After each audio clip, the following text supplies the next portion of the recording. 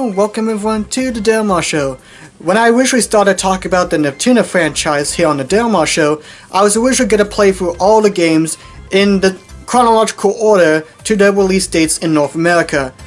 But after some reconsideration, I decided to bugger it all and just play at all the games in any order I like. I mean, granted, yes, there's a lot of Neptunia games, a lot of them, but in reality there's only 4 main installments, and then the rest, the games are upside down. Well, crap. Really only 4 main installment games, and then 7 spin-off titles. I know I'm holding 6, but I'm counting Super Neptunia RPG when it comes out later this year. And heck, there's even 4 reimaginings or 4 remakes of the 4 main installments, so it just seems kind of silly to only play the games in chronological order, when in reality you could just play the 4 main title games and then you could play all the spin-offs in any order. Sure, they may have characters that are maybe mentioned or introduced in some of the spin-offs, but other than that you could just play the 4 main titles and then go all out with all the spin-off games. In my opinion, I'm glad I made that decision, as after I did my unboxing on Megadimension Neptunia VII, I was really curious and very excited in fact to jump into the original game of Megadimension Neptunia VII. This was the first Neptunia game to be released on the PlayStation 4, but as the 4th and final of the main installment series for the Neptunia franchise, I think this game is wonderful. While MK2 is still my personal favorite Neptunia game that I've played thus far, this one is my second favorite and maybe a little bit more on top for a few different reasons. I think this game has a wonderful story that makes it a little bit different compared to the other games, as well as its gameplay, while not changing tremendously, has a few new stuff in it that I personally really enjoyed. There's a lot to talk about, so let's just jump right into the story here. In regards to the plot of the game, it's massive. This is by far the biggest plot of a Neptunia franchise to date.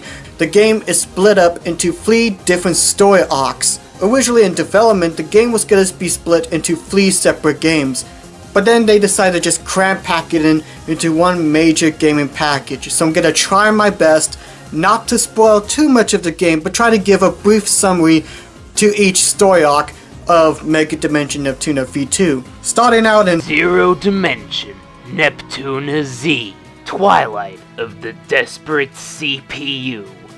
I don't get the joke. Why did you come up with that joke title? This isn't my doing. I didn't make this title up. Well, who did? That's literally the title for this story arc. Seriously? Neptunia Nepgear stumbles across an old video game console.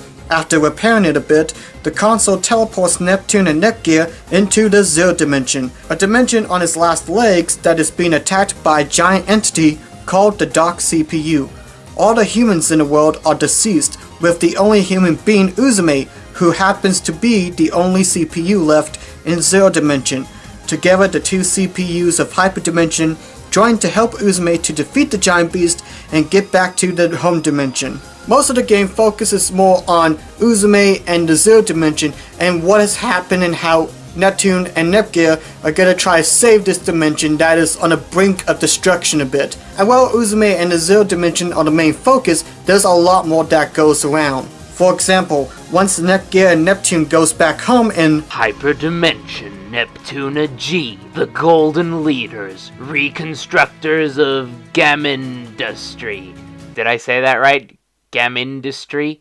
Nah, who cares? It's a silly sounding title. I've seen Scooby-Doo movies with more serious sounding titles. Mysterious gold towers appear across the land, along with a new group called Gold Third, who happens to rule over each nation of game industry.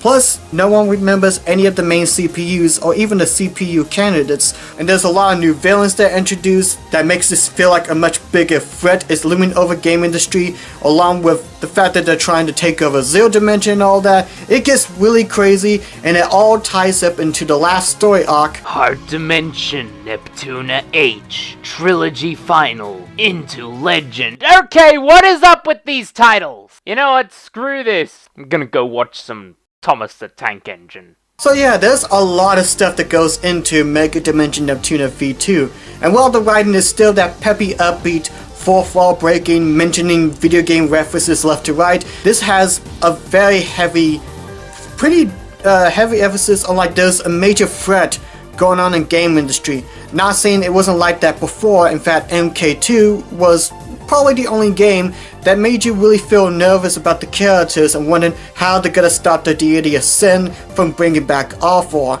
While in this one, there's a much bigger threat and emphasis on like what's gonna happen not only to Zero Dimension and Uzume, but as well as what's gonna happen to Hyper Dimension or even the Hot Dimension later on in the game. Some of the villains in this game are pretty intimidating.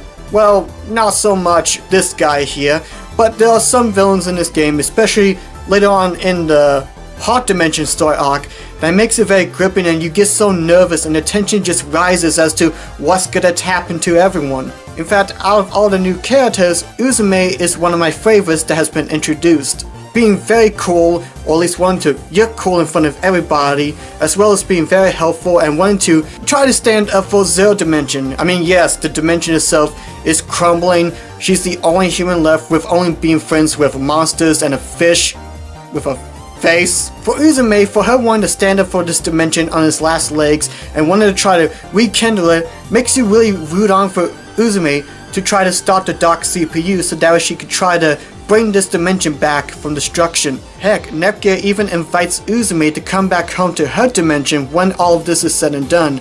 But Uzume declines, wanting to try to rebuild the dimension back. And that's something I really like about Uzume, her determination to try to stop the dark CPU, as well as try to remember some of her memories because she, for story purposes, I don't want to get into spoiler territory, she doesn't remember all what was like before the collapse of this dimension. And there's a lot of mystery within Uzume and Zero Dimension that makes you really intrigued, that makes you wonder what happened that made this whole dimension just crumble and the dark CPU showing up, as well as what happened to Uzume and her past life as well. It gets really engaging, and once you do find out, you actually feel really sorry for Uzume and all that has happened to her.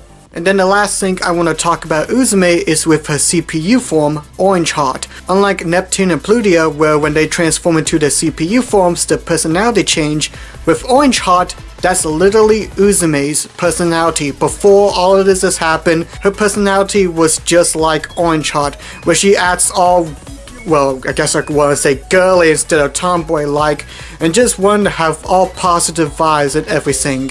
And there are a few moments where we do see Uzume not in her CPU form act like this time to time, kind of daydreaming a bit. But some of the other new characters are pretty fun too, like you got some of the Gold Fur members, my personal favorites being Bisha and Escha. You also have Adult Neptune, she's, well, Neptune. In fact, it gets really cute whenever her and the Hyperdimension Neptune interact with each other. Cause we're the protagonists. Eat that!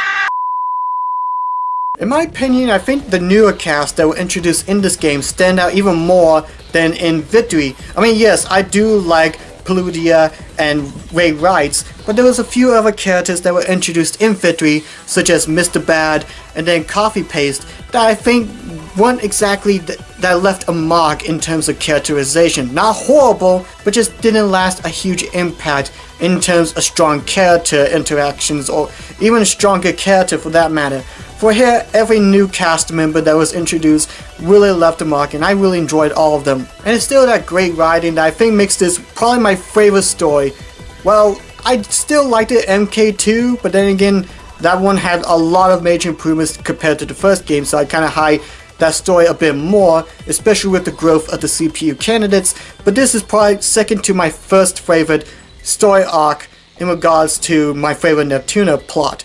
If there's one thing that I will have to complain about, and this is a minor issue, but how it is paced throughout the games. Like I mentioned, the game is separated in 3 separate story arcs, and then when you get into the Hyperdimension arc, you have to first start playing 4 smaller stories following each CPU. It doesn't mess up with like your character's leveling up system or even the gameplay for that matter, but it does feel a little bit odd pacing, like Zero Dimension took longer than it did in Hyperdimension story arc, and then Hot Dimensions, it was about the same length if you do the true ending arc, but if you don't, then it kind of gets a little bit not as short compared to Hyperdimension, but in the middle ground, so the pacing can be a little bit odd at times. Other than that, I really enjoyed how the story is. Then again, that's always been the best part of any Neptunia series, is the plot and the writing and all the shenanigans that goes around in game industry. There's a few other things I want to mention before I talk about the gameplay. For one, there's a lot of brand new musical compositions made for V2. We get some of the same familiar tunes as before, but some of the newer tracks that they had for this game are downright amazing. I love a lot of these new tracks they composed. Most of them I'm playing throughout this entire review, and I love all of them. Heck, I actually have some of these songs on my MP3 player to hype me up for work during the nighttime. One other thing I want to mention about the game is the performance. This may not seem like a big deal, but comparing to the last 3 titles, the performance for this game performs astonishingly well, with 60 frames most of the time throughout the game. There are a few small times when the game kinda chugs a little bit, like for example in the Cherry Blossom dungeon, or when you're playing as Million Alpha in some dungeons, the frame rate kinda staggers a bit. Other than that, the game is a most solid 60 frames FPS. Then again, considering this game is released on the PlayStation 4, it can run a little bit smoother. But for those who are expecting this to be a major overhaul of the visual style for the Neptunia series, it's not. Sure, the game runs smoother, and heck, some of the newer dungeons look amazing, but it still uses the same graphical engine that it has in the past Neptunia games. And yeah, it doesn't make it stand out as much. Heck, I wouldn't be surprised if this was originally built on a PS3 first, before jumping to PS4, or at least that's what I'm thinking. With the other 3 titles, there were moments when the frame rates were infrequent or the game kinda looks like it's chugging a bit, but in this one it runs a lot smoother, and that's something that really stood out in terms of how the game's presentation was. But this is still a game, so how's the gameplay? It's mostly the same thing as before, but with a little bit more new stuff compared to Victory. With the first Neptunia game, it was pretty experimental.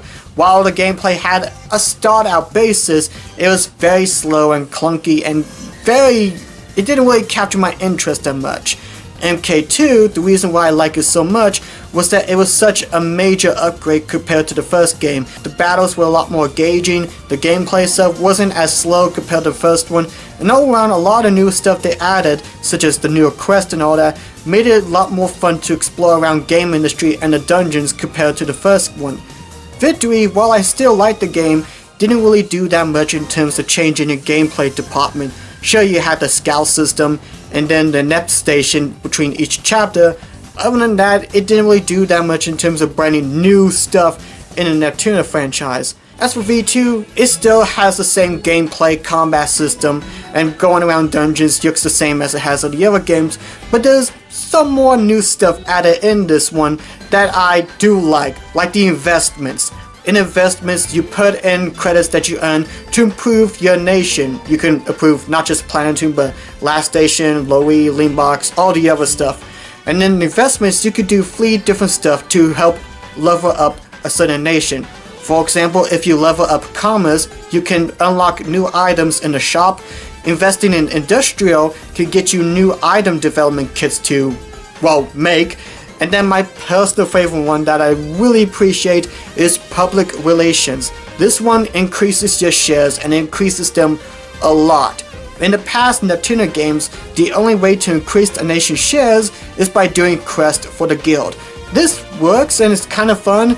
However, there can be times where some quests are a little bit more tedious than others, such as trying to find that specific enemy that has yet to show up in a dungeon, or trying to find 3 different items that are very hard to come by, that you can probably only get if you do enemy switch-ups, like enemy patterns of change or stuff like that can make grinding for shares a little bit repetitive. With public relations, you can level up your landmass much more easier than by doing 5 quests in the guild. And the best part, when you increase your landmass shares, it doesn't take away any of the other nation shares. The only way that the shares can go down is if your party member that's representing for that nation, such as Neptunia Nepgear, if they die in battle, the shares from Planetoon goes down a little bit. And that part is my favorite. It makes things a lot more easier. There's also another menu there called Route Building that you can use to connect newer dungeons. This one I didn't really care much for, as it kind of leads up to a little complaint as I'm gonna mention later on in this episode, but it's a nice way to really get you more immersed into game industry, connecting different dungeons that you unlock or dungeons that the scouts find as they're going around finding items and so forth. And speaking of dungeons, there's one specific dungeon known as Nebulunka, a collaboration with the Spelunker franchise.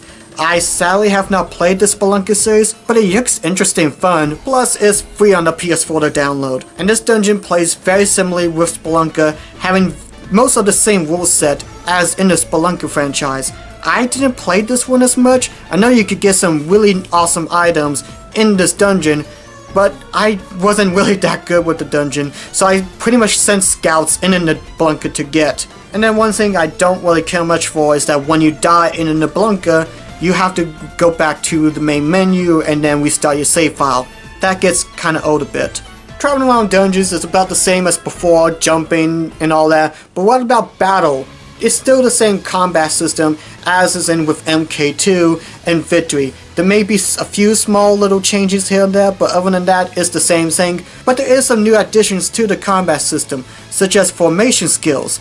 These are special skills that activates when 2 or more CPUs are together. Heck, mentioning CPU forms, you probably noticed, oh wait, that's the wrong game. You probably noticed that on the cover, you see Purple Heart, but it looks a little bit different. Well, that's because the CPUs get a brand new form known as Next Gen form. Without going into spoiler territory on how, they pretty much gain a hyper share crystal that allows them to transform into higher, much more powerful CPU forms. These are based on the current console generation, such as the PS4, Xbox One, Wii U, and Sega Neptune add-on? These forms look extremely cool, and while they don't really increase your stats, they do some special stuff. For example, there are certain formation skills or special skills that the characters have that they can only use while in next gen form.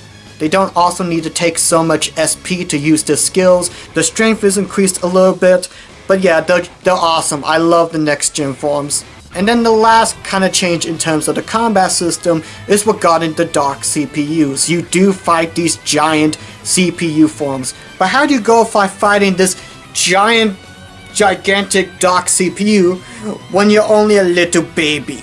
Well, with Orange Heart, she has a special ability called Sharon Field. This transports the dark CPU and your party members into this floating area battlefield that you can battle the dark CPUs, and these battles are awesome. While they're not the most difficult, then again, I tend to level grind a lot in RPGs. These are pretty awesome, spectacular boss battles, so there's a bunch of new stuff added into Megadimension Neptunia V2 than compared to what Victory had to offer in terms of a brand new sequel. And I think a lot of new installments in this are great, but the game isn't exactly pitch perfect. I mean, granted, the game is good, I really enjoyed it, but I guess if I had to mention a few things that I was a little bit off about, I guess I will mention a few. For one, the scout system. I still love using the scouts. Deploying them into a dungeon and grabbing credits or finding items is very helpful to you. In fact, one tiny thing I noticed about the scout system is that you don't have to pay them credits to go into a dungeon. You just deploy them and yeah, they set off, which helps conserve money. I think this was mostly my fault considering I sent the scouts out most at the same time, but whenever a scout comes back from a dungeon, which is usually about 15 to 10 minutes of time, you'll get a notification saying that scout has returned. Not a bad idea, but when you have over 20 scouts sent out, you get a notification for every single one.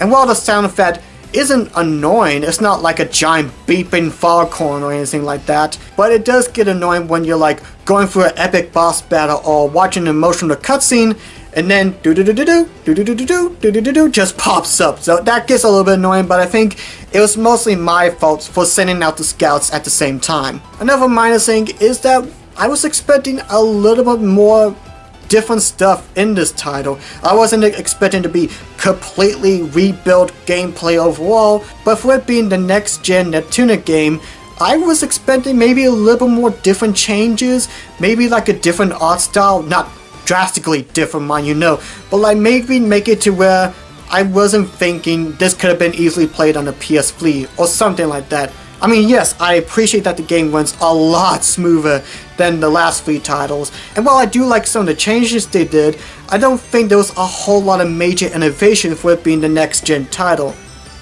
Then again, if I have to really think about when the PS3 and Xbox One launched, the games that were with it weren't exactly major game changes for the next gen of consoles. Again, this is just a little nitpick, but I guess I was expecting some other changes as well, but when I think about it, I don't really know what else they could really do. But if I have one main complaint about the game is the map. I do not like the map at all. With the maps in the past few games, it was easy to simple, you were able to get into the dungeons and nations quicker. Here, the maps are shaped kind of like in Super Mario World a bit, where you see your character travel between dots to a different dungeon or city. And while the route building mechanic makes you more invested in the world or immersed into like the different paths you can connect, there's 2 things about the map that I don't like. For one, even though you could connect different routes to dungeons, it looks very cluttered once you get all the different dungeons connected. It just makes the map look very cluttered with so many dots going around. But the main reason why I don't like this new map are the random battles. There are random battles on the map. If you're going to one location to another, you're most likely going to have 2 to 3 random battles appear. And while the enemies are easy to beat, won't take too much time, when you're in one location, when you go to one that's very far away, this just draws out the gameplay. Like, for example, I'm in Zero Dimension, right? And I'm way up here, and I need to go down to Uzume's hideout so I could get some new items to refill and so forth. However, something that would have took like 30 seconds, probably, with a traditional map in Victory and MK2, here it's drawn out to a couple more minutes. While finding enemies aren't anything major, it's just a chore, and it just wastes time trying to go to one location to another. It just sucks a little bit.